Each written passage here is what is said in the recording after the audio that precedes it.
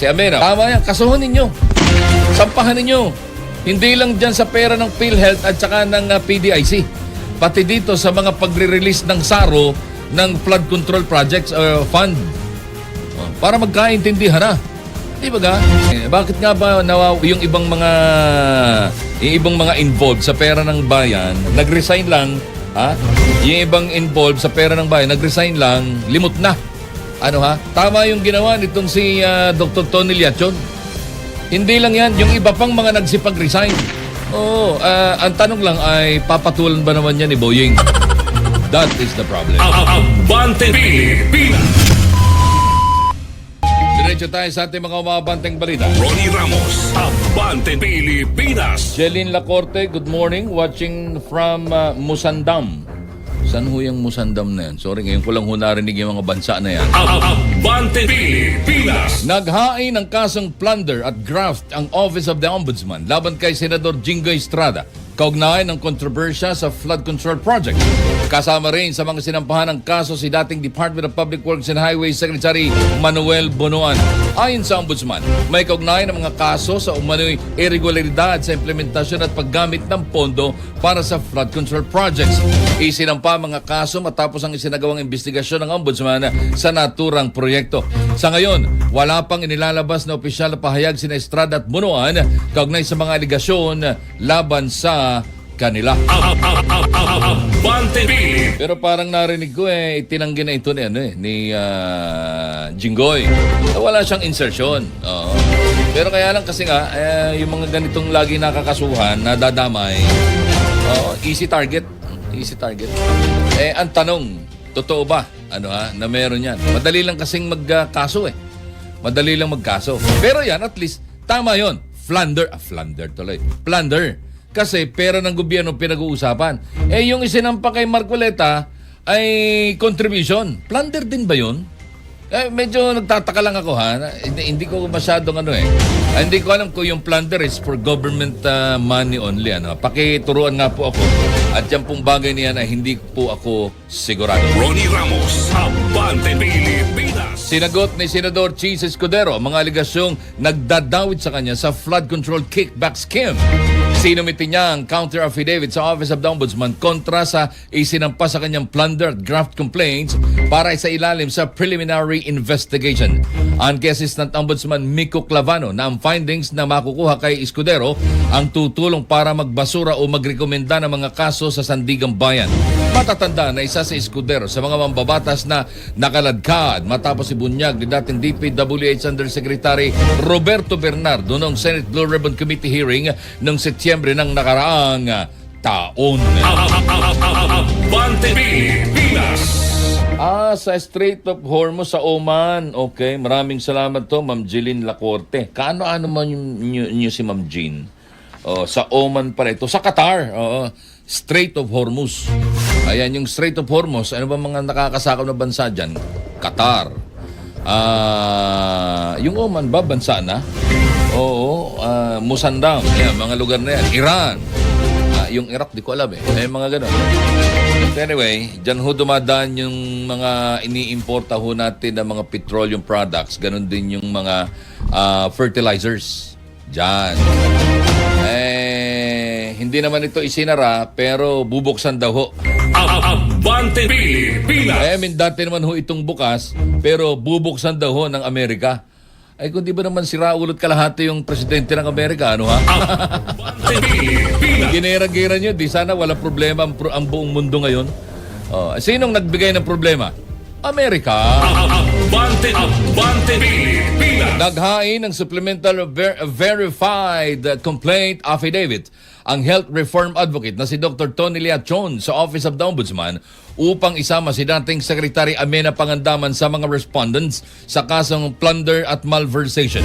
Ayon kay Dr. Liachon, ang reklamo ay kaugnay ng umano'y illegal na pag-divert ng 60 bilyong pisong PhilHealth Reserve Funds at 100 bilyong pisong Philippine Deposit Insurance Corporation Funds o PDIC patungo sa National Treasury. Kabilang sa mga naunang inireklamo sa kaso sina Executive Secretary Ralph Recto, Acting Finance Secretary Frederick Go Di ba pang opisyal ng pamahalaan sa kasong plunder?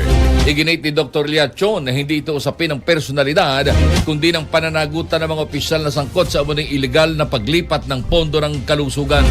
Patuloy na inaaral ng ombudsman ang reklamo habang hinihintay ang karagdagang proseso sa kaso. Abante Pilipinas.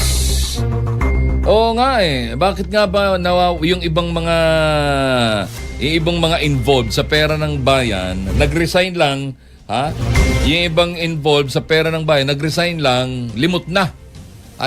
Tama yung ginawa nitong si Dr. Tony Liachon. Hindi lang yan, yung iba pang mga nagsipag-resign na hindi ngayon kasama sa mga usapin ng pag-divert ng pondo. Hindi lang yung PhilHealth. Di ba kino-question din? Di ba may mga oral argument nga tungkol sa pag-release ng SARO? O di ba? At sinasabing ang tawag dito, walang pakialam ang presidente sa pag-i-issue ng SARO. So ibig sabihin mas mataas ang Department of Budget and Management kaysa sa Office of the President. Ganun yun. Di ba narinig naman niyo yung mga oral argument sa pagitan ng Office of the Solicitor General o OSG at saka ni Senior Associate Justice Marvic Leonen, hindi ba ga? Narinig ninyo yun. Nakita din ninyo kung paano pinipilit pagtakpa ng DBM ang presidente. Hindi ba? Na walang magawa ang OSG kundi sagutin ng paayon ang Supreme Court sapagkat yun yung totoo Yun yung totoo. Di ba ga? So sa madaling sabi, kaya sabi ko nga, napaltan na si Amena. Si Amena, ngayon, tama yan, kasuhon ninyo. Hindi lang dyan sa pera ng PhilHealth at saka ng PDIC. Pati dito sa mga pagre-release ng SARO ng flood control projects fund. Para magkaintindihan na. Di ba ga? Sampahan ninyo. Ang tanong lang ay papatulan ba naman yan ni Boying? That is the problem. Abante Pilipinas. Yun kita nyo naman, di ba ga? Nagkakaipitan na naman. Masyadong umiinit yung usapin sa Senado, hindi ba ga? Habang tahimik na nanonood yung mga ipokritong congressman, di ba? So yan ang nangyayari ngayon. Hindi sila gumaganap sapagkat nanonood sila kung ano mangyayari. Din sa sitwasyon na nakaabang tayong lahat sa mangyayari sa Senado. Nakatuon lahat ang pansin ng taong bayan. Anyari, biglang lumabas na naman ang isyu ng mga sabungero. At mga kasong plunder laban sa mga senador na kakampi ng super majority. Ronnie Ramos, Abante Pilipinas. Ihabol ko lang ito bago tayo mag-gap sa iba pang mga mababanteng balita. Iginit ng Criminal Investigation and Detection Group o CIDG na mayroong kaugnayan na nangyaring putukan sa loob ng Senado sa nangyaring pagtakas ni Senador Ronald De La Rosa. Una nang sinabi ng CIDG na hindi under attack ang Senado habang coordinated at pinagplanuhan namang maigi ang pagtakas ni De La Rosa. Samantalay, bagamat hindi tahas ang sinabi ni Morico na mastermind si Senador Padilla sa naganap na pagtakas ni Bato. Sinabi ng opisyal na hindi mangyayari ang pagtakas kung hindi dahil kay Padilla.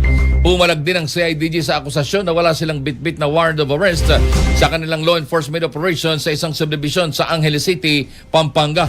Ayon kay Morico II, kinumakto sila ng naaayon sa batas at may dala silang warrant of arrest laban sa senador na pinakita umano nila ito nang nagsagawa sila ng operasyon kahapon. Ronnie Ramos, Abante Pilipinas.